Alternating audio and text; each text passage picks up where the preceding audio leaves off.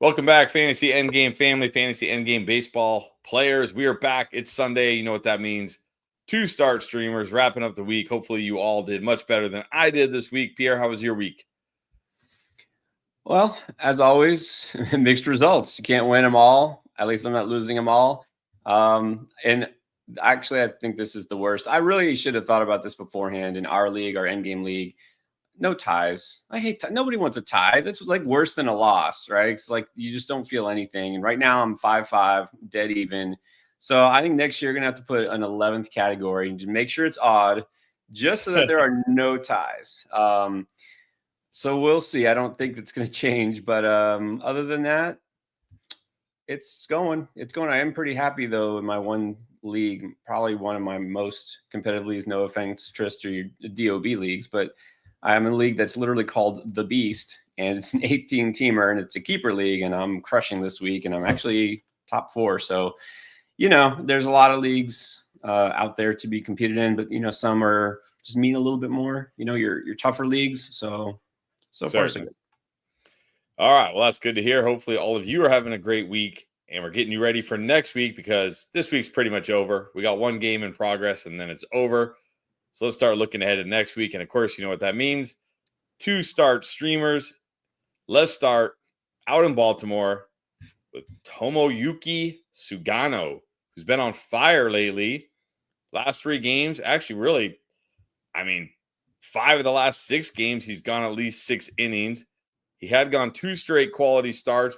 Didn't quite get the quality start against the Twins. Gave it 1 earned run too much. But, really, you look at him, 4 earned runs, 1 earned run, 2 earned runs, 0 earned runs, 3 earned runs, 2 earned runs, 3 earned runs. He's not hurting your ratios.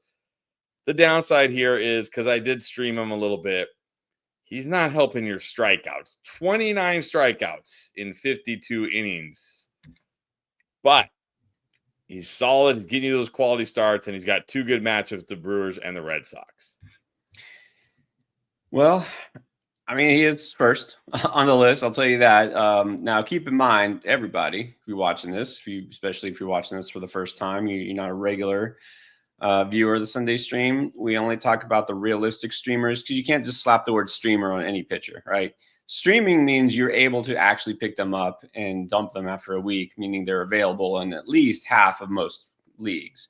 And, in competitive leagues like ours, even some of these guys aren't available. But that said, Sugano, despite his ratios, he's out there because he just does not strike guys out, period. That's not going to change. Even over in Korea, he was not a high strikeout pitcher. This is just not his thing. This is a veteran pitcher. This is kind of like the anti-Roki Sasaki. This is a guy who is a veteran. He's been around a while. I'm sorry, Japan, not Korea. But he's going to be effective. He's going to eat you some innings. He's not flashy or anything like that, but he can be effective. The thing is, it's a lot of maybe not a lot, a little smoke and mirrors, a little bit, because he is way overachieving. His expected batting average is not good. His expected stats overall, not good, but he's managing to get by. Obviously he keeps doing it. So I would just say quality starts leagues. Yeah. Great streamer. He's doing it. He's getting you those innings, those QS. He's not taking a lot of damage. And, veteran pitchers, I think you give them the benefit of the doubt because they don't have to throw 98 miles per hour. It's about location, right? Location. He knows how to do it. He knows how to attack hitters. And that's the difference with these young pitchers who are still super exciting and have better stuff. But it doesn't matter how great the stuff is if you don't know where to put it, if you don't know what pitch to set up this hitter like for the next pitch.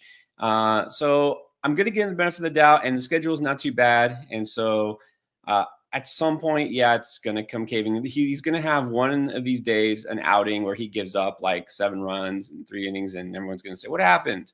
I'm telling you it's going to happen, but I don't think it's going to happen this week.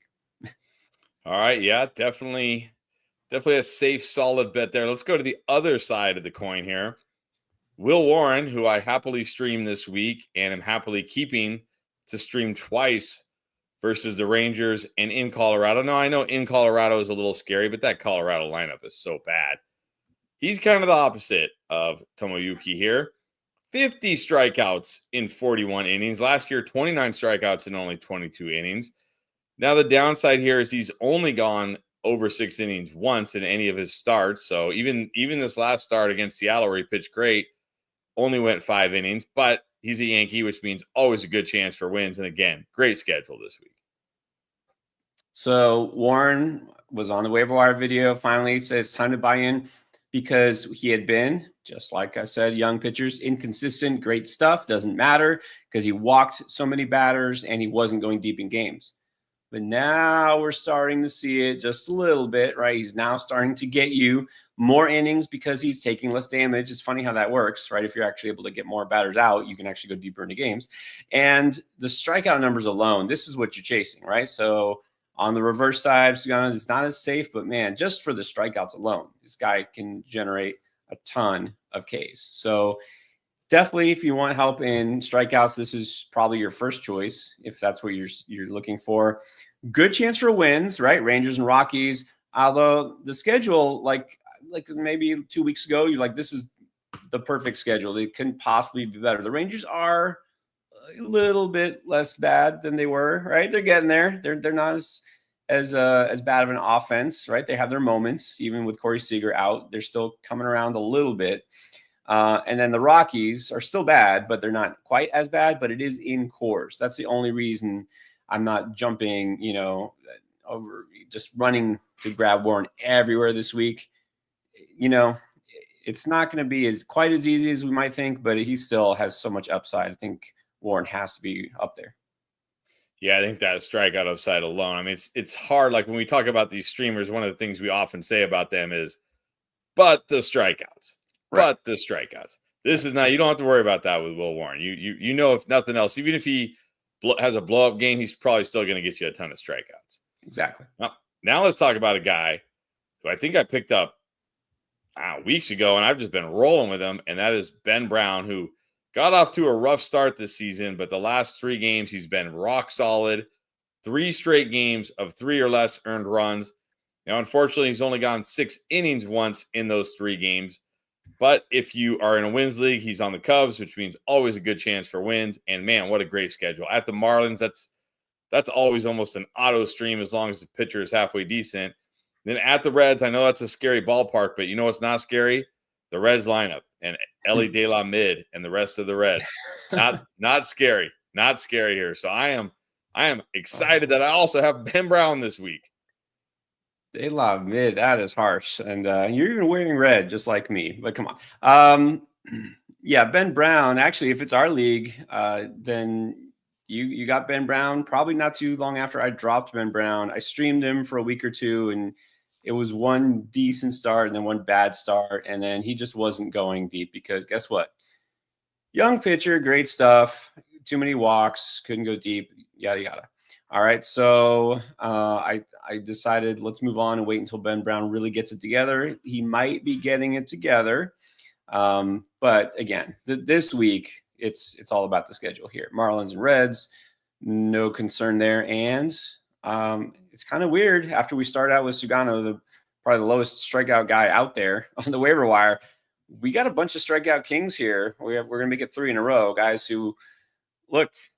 Inconsistency is part of the deal with young pitchers. And so, yeah, with Warren, with Brown, there are no guarantees. They could look amazing. They could look horrible. They could be in between. But there's that upside. So with Brown, we know he has that upside. And I feel like he's starting to figure it out a little bit. Yep, I'm happily firing him up twice this week. Now, I don't have this next guy, but I know a lot of people, we had a lot of questions about him on the Thursday stream. Logan Henderson, who has now made 2 starts for the Brewers, and he's been great. He's 2-0 with a 2.45 ERA, 16 strikeouts in 11 innings. And he gets the Orioles, who you think, ooh, that's scary, but not this year, and the Pirates, which is fantastic as well. I mean, is Logan Henderson creeping beyond just 2-start streamer and like, is he getting more to like add and hold territory here? I think so. It's too early to say anything either way about him after just 2 starts. And it's still not guaranteed. I know Quintana's on the IL, so this week is pretty guaranteed. But after that, we don't really know because, again, it could go south in a hurry. I am optimistic about Henderson. You know, I try to be realistic about pitchers, young pitchers especially. if he gets lit up this next time or two, Quintana gets back, he's gone, right? He's back down.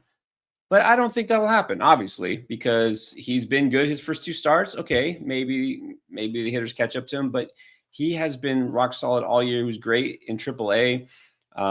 This is a guy who does have his control pretty well harnessed. He's not quite as erratic as like a Ben Brown or Will Warren, especially. So I feel pretty good. And I've said this again. I said this probably when I mentioned him on the waiver wire video. This is a deep league ad. He's still out there in 3/4 of leagues. He's not a must add, but he's definitely a strong ad for 2-start streamers. And he's, a guy that if he has a great week, you probably want to get him now, because after this week, then, the chances of getting him are going to be diminished. But as I said, I feel good about a Brewers pitcher better, more so than, let's say, an Angels pitcher or another franchise where they don't have that track record of actually developing their young pitchers and trusting their young pitchers to go more than like 5 innings. So I feel good. Maybe I'm overly optimistic, but I like Henderson this week definitely as more than just a streamer. And if everything goes right for him this week, which it definitely could, everyone's going to be out all over him. All right. Well, you talked about Angels pitchers. How about your boy, Jose Soriano, who now pitches for the mighty Angels, coming off a sweep of the Dodgers on the road? That's right. The mighty Angels just swept the meager, helpless Dodgers.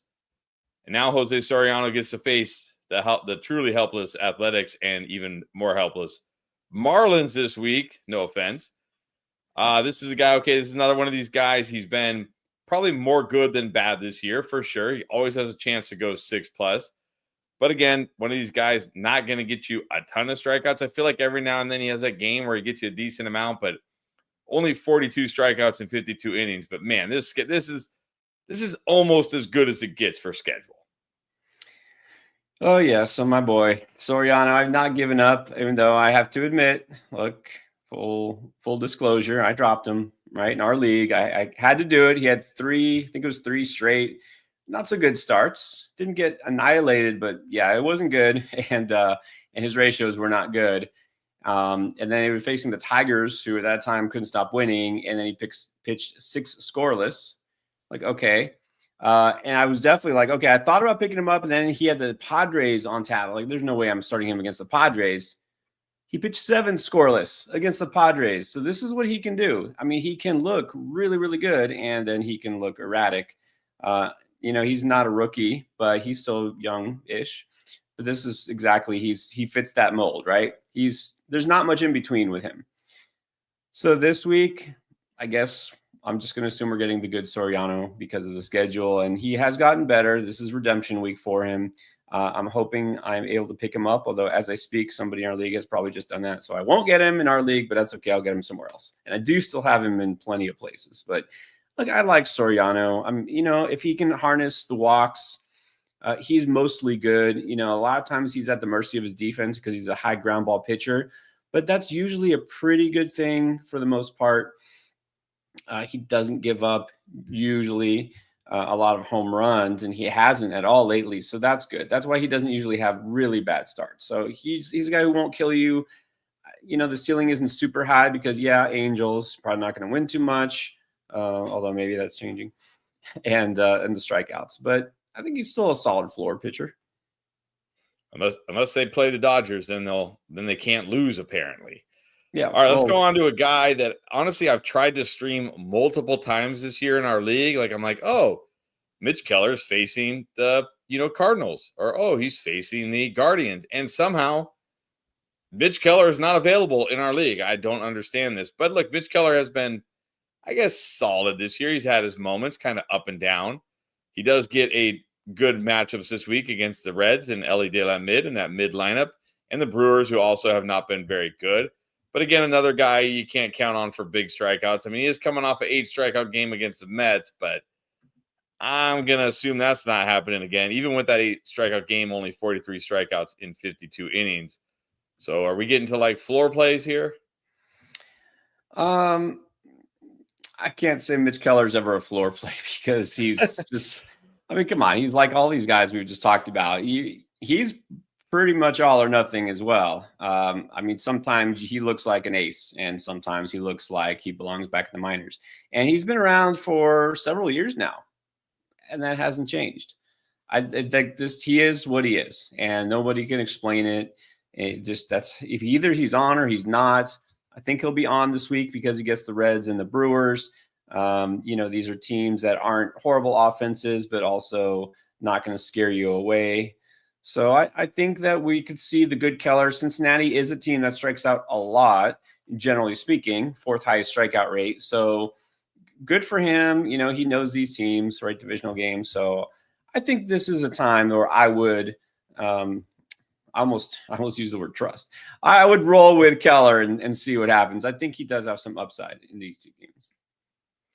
All right. Speaking of upside, a guy I have not been able to pull the trigger on a couple times this year, even with good schedules. Your boy, Edward Cabrera of the Marlins. And I'll tell you, the biggest issue for me has been, where are the strikeouts this year? I feel like this is a guy, like when I see the name Edward Cabrera, I'm like, okay, at least I know he's going to give me a bunch of strikeouts. He's not even averaging a strikeout per inning. Now, he has had one game of 7 and one game of 6, but I mean, 2-4-2 the last 3 games. That's 8 strikeouts over his last, 18, 14 innings. But he does, and then also that to add, make it even worse, he gets the Cubs, which is not a good matchup, but he does get the Angels. So we're just digging deep here, I assume. Well, yeah, we're digging deep. Look, for better or for worse, here's what he's trying to do, and he's sort of doing it. In 2023, Edward Cabrera's walk rate was in the first percentile, meaning that's not good. He walks a lot of batters. And then the last year, which again, I know he didn't pitch a whole lot because of injuries and being in the minors, 8th percentile. So this is the extreme version of everything we've just said. Great stuff, live arm, just can't find the strike zone. So this year it's getting better. He is walking fewer batters. It's not a great walk rate, but it's definitely coming down.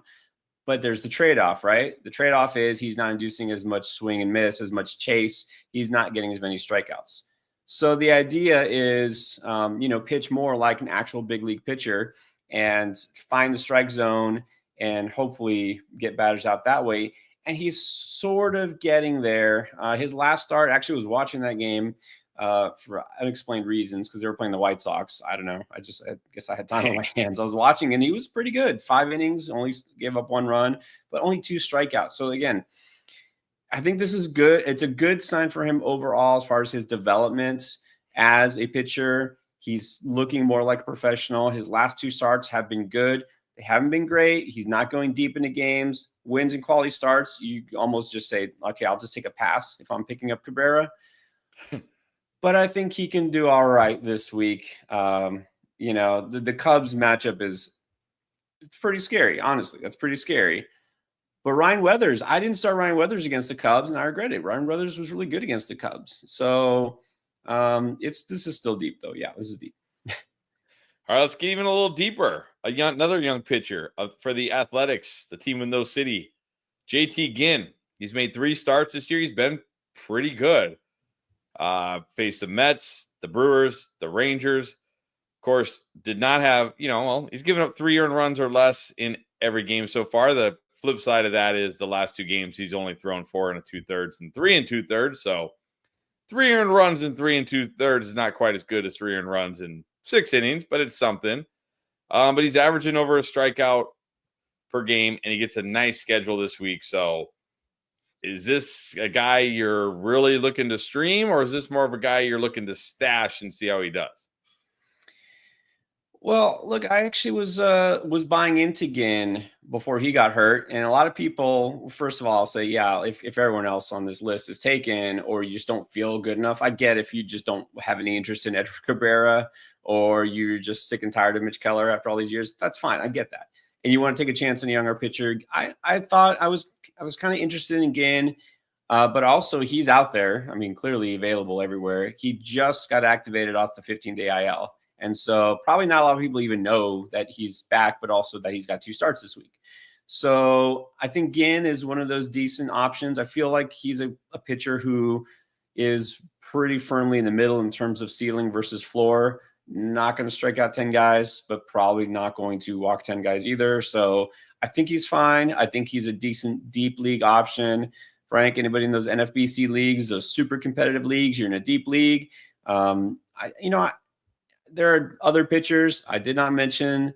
I almost talked about Dean Kramer of the Orioles, but man, he's a guy I feel like when it goes wrong, right? He's a guy who could hurt you, and I don't think Ginn will hurt you. All right, there you go. Those are the top 2-start streamers for whatever week we are on in fantasy baseball now. I've lost track of what week it is, but it doesn't matter. The week ahead. It's for the week ahead. All right, but I'm sure you've got questions about other pitchers, other players, what's going on in fantasy baseball. That's what we're here for, to answer those questions. Don't forget, before we get to those, if you don't want to wait in line or you just want to say thanks for all the hard work, you can drop that super chat. That will get you right to the front of the line so you don't have to wait. Also, you see it scrolling down there. If you haven't tried Underdog yet, this is a great time to try it. Go to underdogfantasy.com, join, use the promo code ENDGAME, because that'll get you a free pick plus up to $1,000 in bonus cash. All right, Pierre, we ready? All right, Eddie's saying let's get ready to rumble. Let's go. All right. All right, we'll start with Tyler Durden. Wants to know, would you start? Is that Max Meyer versus the Cubs or Ryan Weathers? Which Marlins pitcher versus the Cubs do you want here? Yeah, I mean, good segue because we just talked about Cabrera and that Cubs matchup. Well, I mean, if you just want to look back to what happened a few days ago, the obvious answer seems Weathers. He was pretty good, and Meyer's not been – he hasn't been good for a stretch. Now, I don't think he's been as bad in real life as some of the numbers suggest. He's been good up until a certain point, which I know you're like, that doesn't matter. Bottom line, the numbers. But I'm not completely giving up on Meyer, but I think right now I got to go Weathers. And look, I will say this. I like them both preseason as breakouts. Meyer was a totally great breakout for 3 weeks. I think he'll get back to that. Weathers, we'll see. He still has the opportunity. So I do like Weathers between the two, I think, this week. All right, then Durden with another one. It's a 14-team weekly points league. Would you start Austin Wells or Agustin Ramirez at catcher? And then who to start at utility between Kyle Manzardo, Austin Hayes, and Nate Lowe? I'm going to still stick with Wells. Some people are just kind of disappointed because he's cooled off. I get it. He's cooled off, but it's not like Ramirez has been, vastly outperforming him or anything like that. So I'm going to stick with Wells, especially in a points league. At utility, I mean, that's a toss-up. You got some power hitters in Manzardo and Hayes, and then Lowe is your safe option. You want to play it safe. I guess it's Nate Lowe, but I still like Manzardo generally a little bit better. All right, and then Storm, what's up? Storm had their first question of the day. Would you keep both of Tyler Soderstrom and Spencer Torkelson, or would you drop one of them for Flores of the Giants, who's, I guess, he's kind of a hot waiver ad right now? Yeah, Flores is putting up great numbers. Props to him. He's a veteran. Nobody really thought about him at all before the season. I know I didn't. But a lot of that was a hot first couple weeks. Look, he's kept it going. I know he's good, but I'm going to still keep the upside of these young players, Soderstrom and Torkelson. And I'm actually glad you asked this because, usually tomorrow comes out. It's like we had been doing the panic video and what do you do? And now moving it. It's keep trade cut. It's like, well, what do you do with these guys who are struggling? I'm flipping it this week. I'm going to look at the guys who are exceeding expectations, like these breakout players, and basically going to say, is it legit? And I want to talk about Tyler Soderstrom because we've had a couple of questions, right? Like last week, I feel like we had some questions like, is he going to keep it up? And I feel like people are starting to ask about all these hot players. Like, is this legit? So I am going to talk a little about Soderstrom, but the bottom line is here. No, I'm not going to drop those high-end power bats just for a guy like Flores, who is fine, but let's face it, he's more just like a filler if you need it. All right, Patriots fan wants to know, would you drop your boy Vinny P for Junior Caminero? Apparently Caminero was dropped in his league, and if so, how much fab are you dropping on Caminero? Yes, you are going to pick up Caminero. I called him a buy low, I think 2 weeks ago. If you can pick him up, then that's even better. How much fab? I would go. I mean, again, it's always tricky, right? When someone asks the how much fab question, it's like, I mean, I could say 25% and 30%, but if nobody in your league ever bids more than a few bucks, then you don't need to do that. If everybody in your league bids like crazy, so I would say, how much do you think it would take to get a big name player, add another like 10% on top of that, right? However much you think some of these big players, because if somebody dropped Caminero in your league, I'm guessing somebody has dropped a player of his caliber already, right? Because he has not been by far the worst hitter out of all the early draft picks. There have been plenty of players who have struggled more. So I think he's worth up to 50% potentially of your fab. I guess that's the answer, but it always depends. Every league has those weird quirks when it comes to fab. Definitely. But the main answer is yes. Drop Vinny P for Caminero. All right, Eddie Buzz, what's up, Eddie? We missed you on Thursday. All right. Wants to know, Pierre, who closes in Atlanta if Iglesias is removed? And wants to know, out of this group, do any have a chance to be a productive closer rest of the season? Yimi Garcia, Seth Halverson, Jordan Leisure, Robert Garcia. All right. So if somebody else were to close in Atlanta, I don't know that it's somebody you should be too interested in compared to those, because I know maybe the next guy up would be Pierce Johnson. He hasn't proven he can handle that job, and he's not super exciting. Their best reliever, I think, right now in terms of just effectiveness is Dylan Lee, but he's probably going to stay in that setup role or the mid relief role because he's a lefty. I just don't think he's going to be the guy. So I would say if it's not Iglesias, I wouldn't worry too much about who it is in Atlanta. I like Yimi Garcia. Talk about him on the waiver wire videos, So I think he would be the first choice. I like Halverson as a pitcher. I just don't like that he's in Colorado, and that Colorado not only doesn't win games, but they're not even committing to him or anybody in the ninth inning. Like Agno's got a couple saves, and Halverson has 2 or 3 saves. So I think Halverson's a great pitcher. He's just in a horrible situation. So, and then Jordan Leisure, I love the stuff, but he is also in a horrible situation. You need guys who are actually going to get you saves. I think Garcia is your top choice. And Yimi Garcia should be your top choice.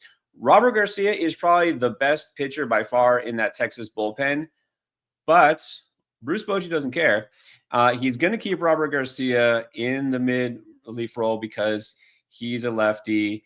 He is very old school, right? He's going to go with somebody else who's older, whatever. I'm done with the Texas Rangers bullpen. By the way, speaking of closers, we haven't talked about Yordan Alvarez, done for the season with a PED suspension. Are you now all in on Jordan Romano? Jose Alvarado? Yeah, Jose Alvarado done for the season. So are you now back all in on Jordan Romano, who picked up another save today while striking out the side? There we go. And look, goes right into Eddie's question. Yeah. Eddie. How much to secure Jordan, who we now know is the no doubt closer in Philly? As long as he's actually getting guys out and not getting rocked. Yeah, Alvarado, that was kind of surprising. So obviously this makes Romano a lot more interesting. I mean, this still goes into, do you buy that Romano still got it, right? And he's looked great his last few outings. So I'll say he's addable. You can pick him up. I worry, though. Here's my worry. Number one, Romano is not the same guy, right? Number two, injuries, because he had a lot of issues last year. It wasn't just, he missed some time with a fluke injury. This was some arm trouble. So I'm still worried, right, with Romano's health. And then the Phillies are the type of team that if they're not convinced that it's him or Kerkering, who they refuse to give the job to, they're going to go out and add somebody at the deadline. You know what I mean? So I'm not going to go crazy here. I mean, sure, he's worth adding, of course, but I know your league goes deep. Is that really the guy you want to spend your fab on? Is it like a maybe closer? I mean, I'm not spending more than $50 out of that $1,000. I think that would probably be my max. All right. Still not buying Jordan Romano, I see. All right. Okay. All right. Yes, Appreciate definitely you. hit the thumbs up. Thank you, Eddie. Appreciate that. All right, F. What is up, F? Miguel Vargas, Addison Barger, Ryan Weathers, Hayden Burnside, Will Benson, and Matthew Lugo. His waiver wire guys of the week. Okay. I guess he's just letting us know. Well, I talked about Barger. I like him. I've been in big on Weathers. I'm glad you mentioned Birdsong. For those who don't know, he's now finally in the rotation because Jordan Hicks is out. Jordan Hicks in the bullpen. So Birdsong is now somebody you might want to pick up because, waiver wire, I put it out before the weekend. This just got announced like yesterday, I think. So don't wait. You can add Birdsong if you want. And I just picked up Will Benson. Look, it is a deep league, but still, Will Benson, if he's hot, well, try him out while he's hot, for the next week or two until he gets sent back down to the minors. But yeah, why not? But I do like Matthew Lugo a lot. Being disrespected just because he's on the Angels. Maybe. All right. Let's see. All right, Ryan, what is up? Are you worried about Clayton? Well, I don't think you're worried about Clayton Kershaw because I don't think you were ever really in on Clayton Kershaw. Or did you see what you expected to see in his first appearance? That's what I expected. I mean, you already knew the answer to this before you even read it. Of course, I'm not worried. Why would I be worried about a guy I had zero interest in? Look, great player. The previous decade, I have zero interest. Waka, Eflin, sure. Anybody. Eflin, I'm surprised Eflin's still on waiver wire. I would pick up Eflin. All right, Michael, always here. What's up, Michael? Would you trade the struggling Jordan Westberg for the struggling Dylan Cruz in a keeper league?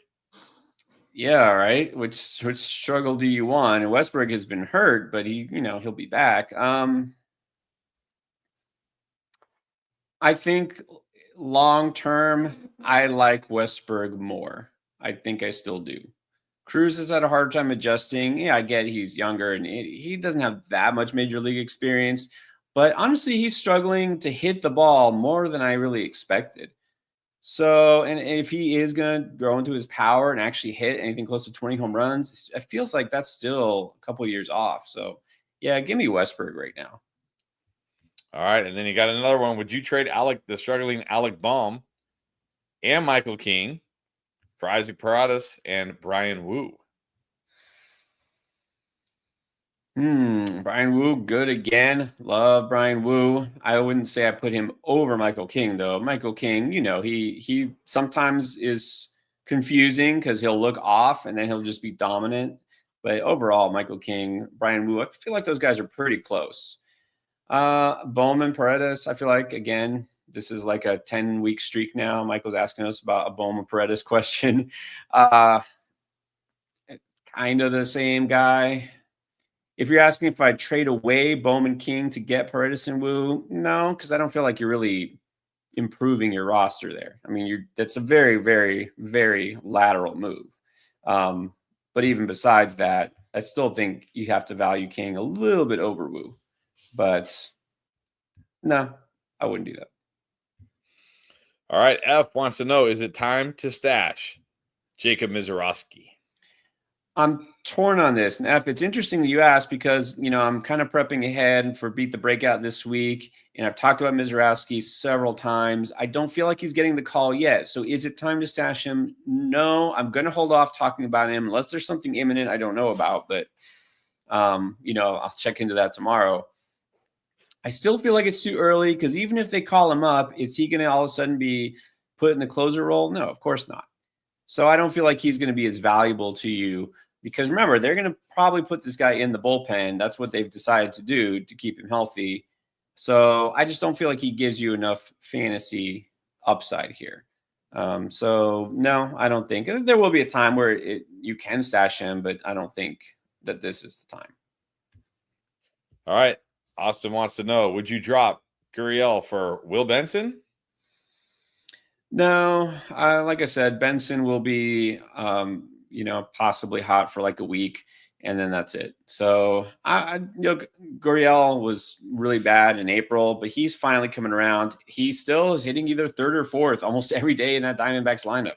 They're not giving up on him. He finally had a nice game the other day. I'm not going to do that. No. All right. Thanks for the question. 17 Clovers. What's up? Needs to pick up a new pitcher. Looking at Jackson Jobe and Jeffrey Springs. Feels like opposite ends of the spectrum here. Who should he pick? Both are available. Go with Jobe. I got him still in a couple leagues. There's one league this week where I had him for today, and I didn't really need it because it's a weekly league, and I'm like, my ERA was good, my whip was good. It's like I don't need to risk him getting hit hard. So I didn't start him today, and sure enough, he was great today. So I still like Jobe better, just so much more upside. He's figuring it out, right? Uneven, all those things, right, about the young pitchers. But I think overall you're going to be happy if you still stick with Jobe and give him the benefit of the doubt. All right, V-Rush. Wow, what's up, V-Rush? This is all right. Are we trading away league winner Pete Crow Armstrong for Jarren Duran of the Red Sox? Could it work? Could this trade work? Could this be like, what is it, like galaxy brain? Are we galaxy braining here? We might be. Well, here's the interesting thing with PCA. Obviously, if there is a time to sell high, you figure like it's got to be now, right? I mean, the guy's just killing. He's basically, if you believe the ranks, it's kind of hard, right, to rank baseball players in fantasy because there's so many different ways to do it. It's not like fantasy points for football, but like according to Yahoo, there's Aaron Judge. There's Shohei Ohtani, and then there's Pete Crow Armstrong. Like he's been that good offensively, and he has home runs, steals, average, everything. Is Jarren Duran going to wind up being better than him long term? I don't think so. Because Jarren Duran has some power, but I don't feel like he's going to outpace Pete Crow Armstrong, even if Armstrong slows down on the home runs, which you think he will. He's not going to steal you more bases than PCA. Maybe he'll hit for a better average, right? When it's all said and done. But look, you might be able to, I wouldn't even say buy low because not only he's been bad, but maybe get Duran at a decent price. This is not, and I don't feel like this is really a sell high for PCA because, I mean, if you're selling high on the guy who's like the third best player in all of fantasy, what would you have to get to make it you know what I mean? Like what? That's the thing. Yeah, there is no fair value. You'd have to get like two really good players. Okay, right. Then that would make sense, right? Okay, got Jarren Duran and a pitcher, like a Michael King or something like that. Then I would say, all right, that makes sense. But just straight up, no, it's not enough. All right, Uy 2K, what is up? Lost up. We talked about it. Lost Alvarado. So we need the saves and holds guy. He's got Pagan, Hader, Duran, Jackson for saves, and Jackson Uribe, Vesia, and King for holds. So who are you adding to replace the now suspended Alvarado? I'm guessing this is a trade question. Like this has to be a trade question. Oh, I don't think. I mean, I don't think he would list all these guys if it was a trade. And I think he said it's he's in a shallow league. Like I can't imagine all these guys. Like Hader, everybody who has these guys are like, yeah, I'm willing to trade one of these guys. Go pick, have your pick. I'm guessing this is waivers. If Josh Hader is on the waivers in your league, then I refuse to answer any more questions. You just leave that league right now. Play in an actual competitive league. There's no way these guys are all in a saved and hold league or on the waiver wire. So you're going to have to tell me if these guys are waiver options.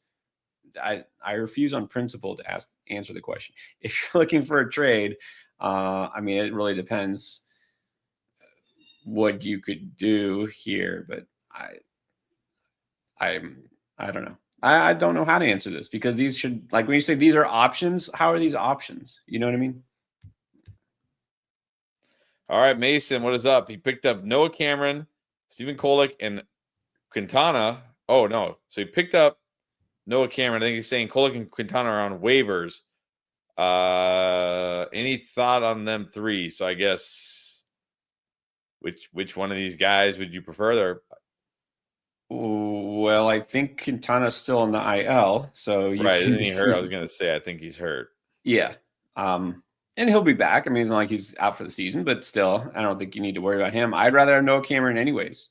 I mean, let's face it, Jose Quintana has been, again, the smoke in the mirrors, right? He's pulling out all the veteran tricks, but it's not going to last. Kolek, I'm still going to wait and see. All right. I like Noah Cameron, not just because he's the young, prospect with a pedigree, but I just like Noah Cameron. He's a good pitcher and he's been good. I'm buying into it. So you picked up Noah Cameron. Good for you. These other two guys, you don't need them. I wouldn't worry about it. All right. And then Adrian wants to know if we talked about Aaron Nola. We did not talk about Aaron Nola today because we were discussing two-star streamers, but oh boy, did we talk about him on Thursday. We got a lot of Aaron Nola questions. All right, Pierre. Somebody in Adrian's league said enough is enough. Cannot deal with this anymore and dropped Aaron Nola. Are you the guy who's saying, I'm adding him. I still want Aaron Nola on my team? When you put it that way, no. Yeah, I'll pick him. I mean, look, he's on the IL, so at least you should be able to stash him on the IL. I mean, of course, a guy like this is worth it. He's not done for the season either. Aaron Nola should get back to being better. And sometimes, honestly, as weird as it sounds, these injuries kind of are a blessing in disguise.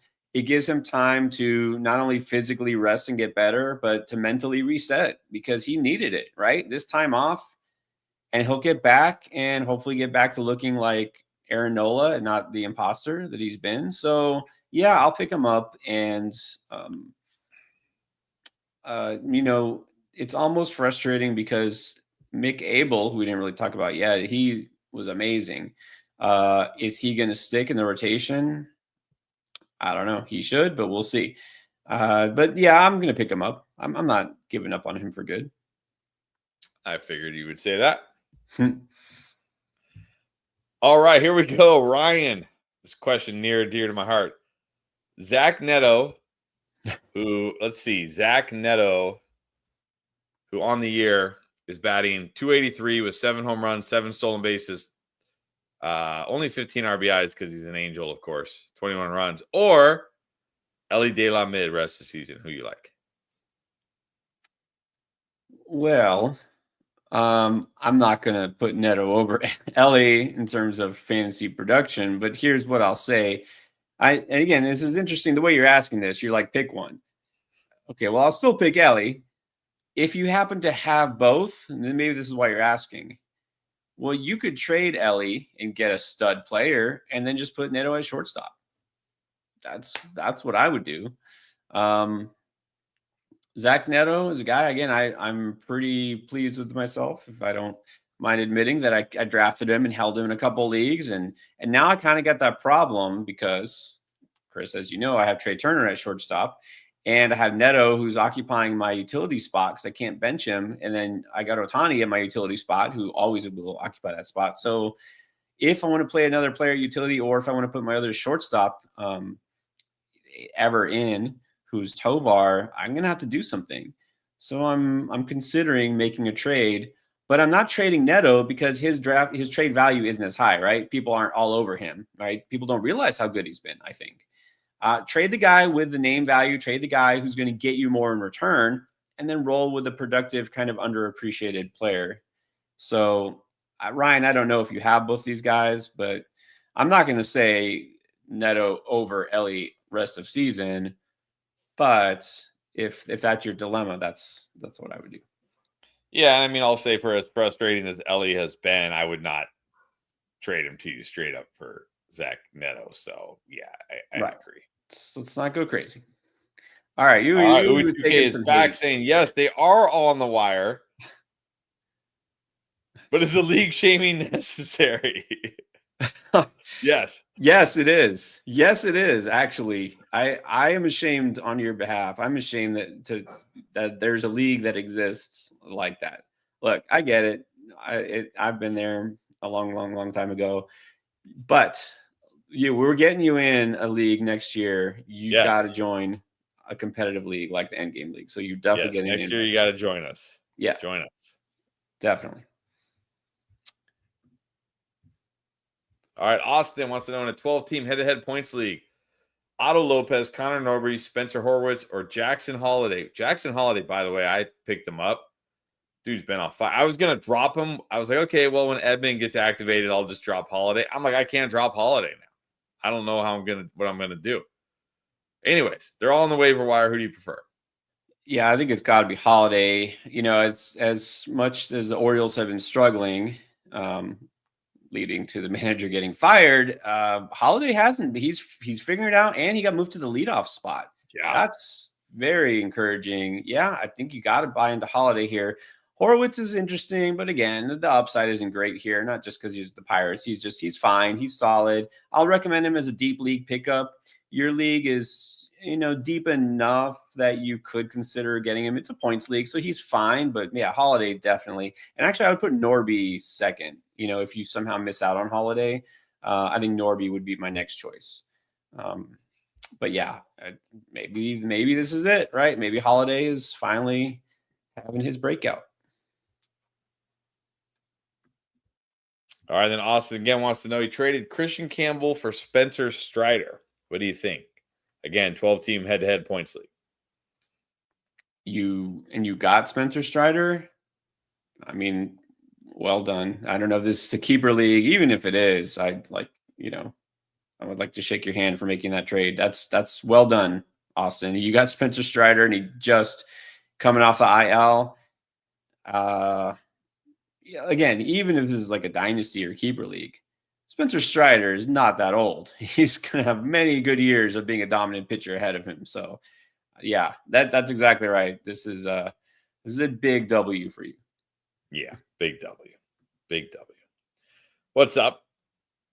You're Earl. Yeah, I saw your trade. I've countered.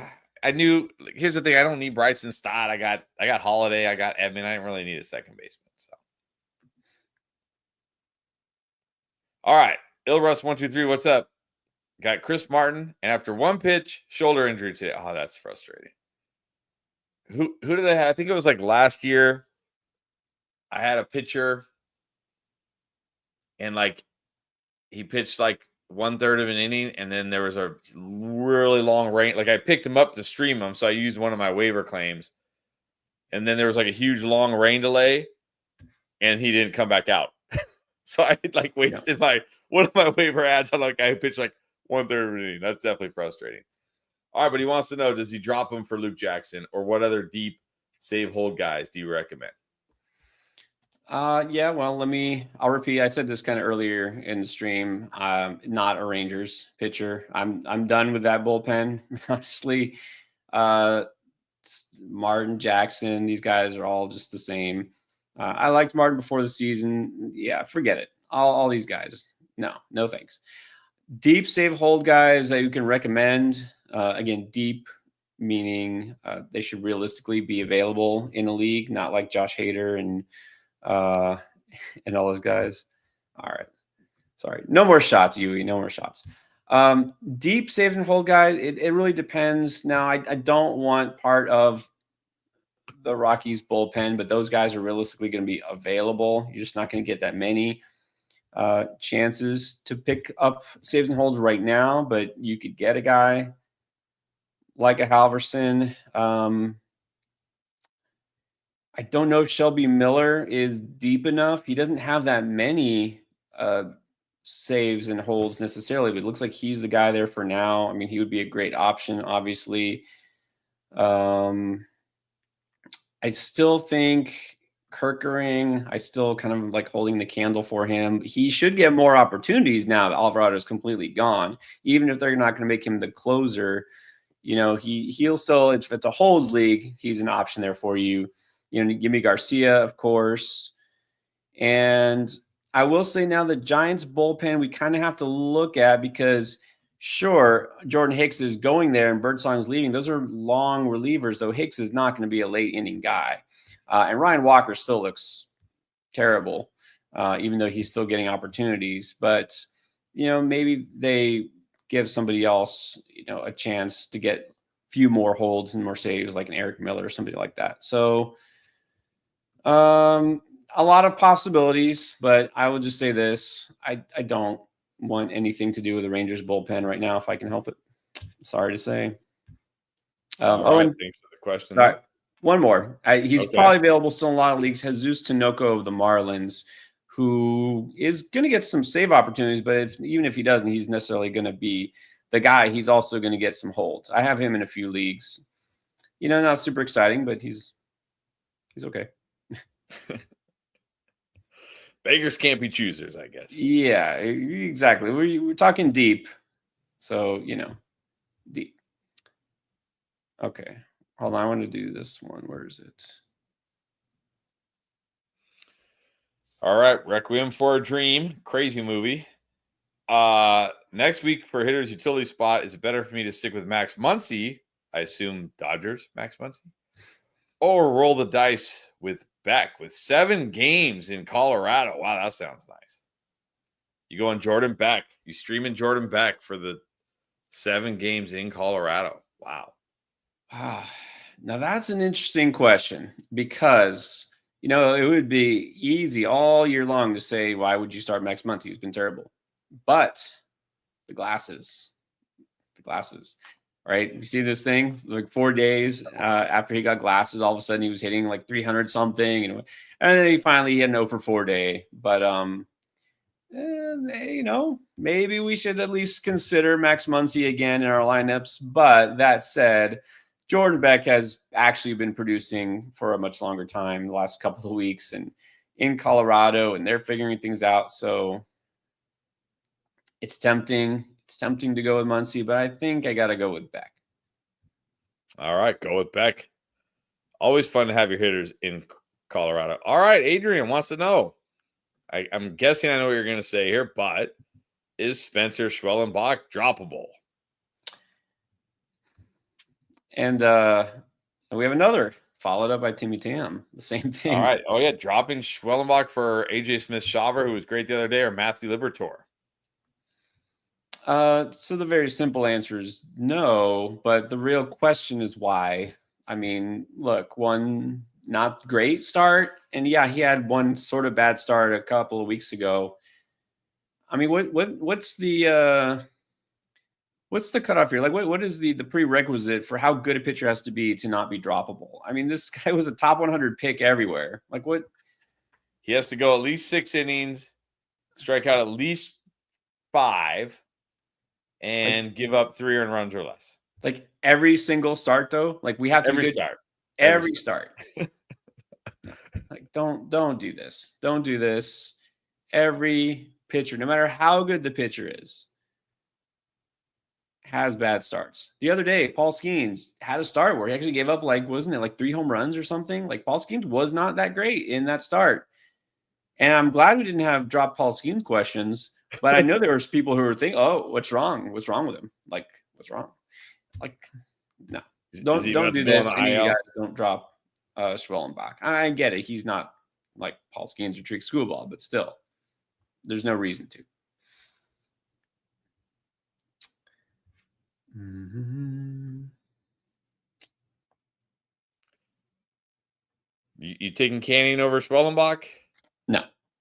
No, I'm not. And especially in a points league, Canning hasn't gone as deep into games yet. Definitely not.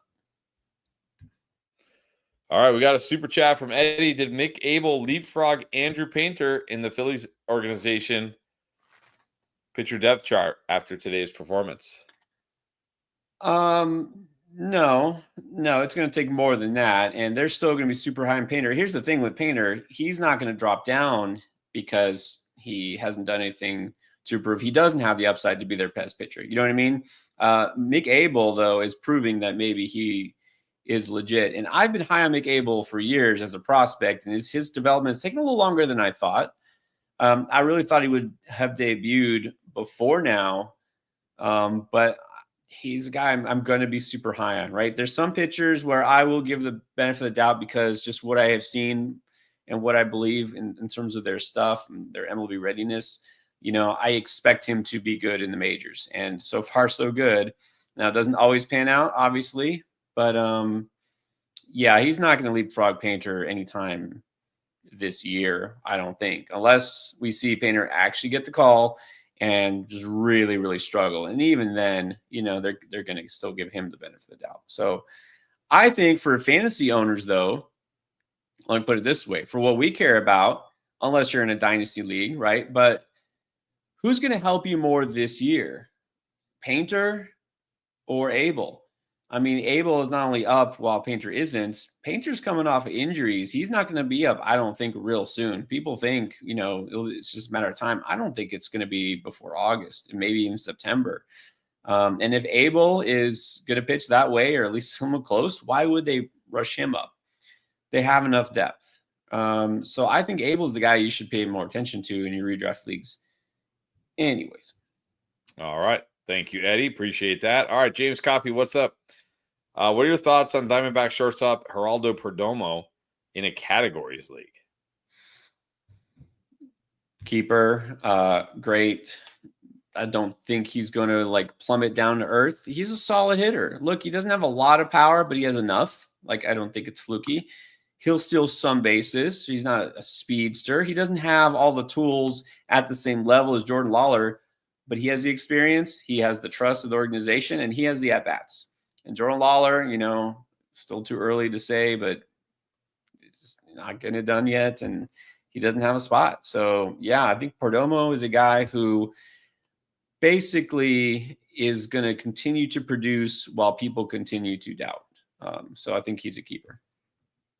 All right, thank you. Then Good Joe saying, drop Jeff Hoffman out of frustration after his last recent blow-up. Picked up Dylan Lee. Hoffman's still on waivers, though. Are you going to go back to Hoffman over Lee? It's a saves plus hold league. It's kind of tricky. I had my doubts about Hoffman before the season, but he was actually really good up until this last couple of weeks. And that's the thing with closers. It's all it takes, right? With relievers in general. He was great. He was great up until a week ago or whatever it was, week and a half. And so I don't think that the door is closed on his fantasy value for this season. But if you're in a saves and holds league, then I think Dylan Lee might actually have just as much value because he's getting those holds. He may not get any saves this year, but those are equal categories for you. Saves are hard to come by, of course. I get that. But Hoffman's not getting any saves right now. So, no, I think I would probably hold Lee. All right. Keto Vegas, I'm right here with you. Is it finally time to let Anthony Santander go for a guy like Jordan Beck? The time was long past. It was a couple of weeks ago. Yeah, you can do it. You got to give the guy who's going to be productive. And, when you have a player who, like Santander's been around for a few years and he has proven, he's a proven veteran with production. I mean, one of the league leaders in home runs last year, but this year is different. That's why I didn't like Santander this year. Different organization, different lineup, different everything, right? Coming off a career year, sometimes players take a step back and sometimes they crash hard. And that's kind of what we're seeing with Santander. He's crashing hard. So, yeah. I would do this. All right. I still have him. All right. F wants to know if Dalton Rushing continues to mash, how realistic is it to see him in the outfield? Well, what's weird is I thought we would have already seen him in the outfield. It's odd that they brought him up, but not only that, they're only using him as catcher, only so far. And Will Smith is the guy who has sat a couple of days. Now, they don't use him every day anyways, but it's just a little surprising. I thought they'd try to fit Rushing in, play him in the outfield, which he's played before in the minors. Maybe try to find another position or something, just DH him. Nope, he's just catching, which makes you worry a little bit about playing time because there's no way he can play close to every day with Will Smith still there. But this makes me worry a little bit about Will Smith's counting stats, just a little bit. So I don't know that we can expect to see him in the outfield, honestly, because that doesn't seem to be their plan. So I really think his main value is in two catcher leagues or deep leagues, because you're going to really have to check the daily lineups to see if he's playing. He should get some work in the outfield, but until the Dodgers do it, I'm not going to believe that we're going to see it. Oh, and you just mentioned your guy Edman, right? Tommy Edman, he's back. So that just clogs things up more. He's back. He didn't do anything today, but he's back. All right. Yeah. No, well, give him some time. All right. Austin has another one. Should I drop Hoagland, Boyd? Is it Matthew Boyd or Chris Paddock? Strider's off IL next week. Man, Matthew Boyd's been great. Oh, I see. Okay, so you've got to drop one. Yeah, for Strider.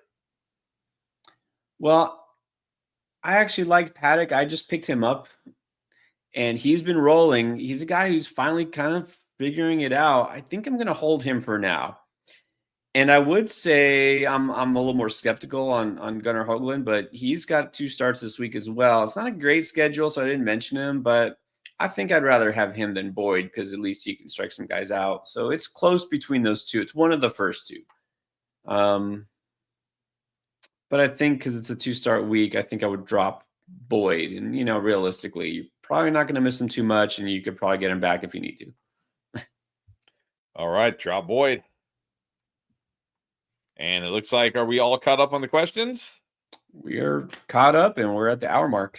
Right at the hour mark. All right. Thank you, everybody, for being here. As always, thank you, Eddie, for the super chat. And Uwe2K, I hope you're doing okay. We were just teasing you. But, yes, next year we will get you in an endgame league where you don't have to ask questions like that. Appreciate you always being here. Appreciate everybody always being here. All right, guys, don't forget we will be back Wednesday, I believe, right? We're back on schedule this week, Wednesday. Should be. All right, we should be back Wednesday this week to get you caught up for all things happening midweek, get you ready for the rest of the week. And, of course, don't forget tomorrow, Tuesday, and Wednesday, we got videos coming out that you're definitely going to want to check out. Appreciate everybody being here. Enjoy the rest of your Sunday night, whatever you do, and we'll see you back here on Wednesday.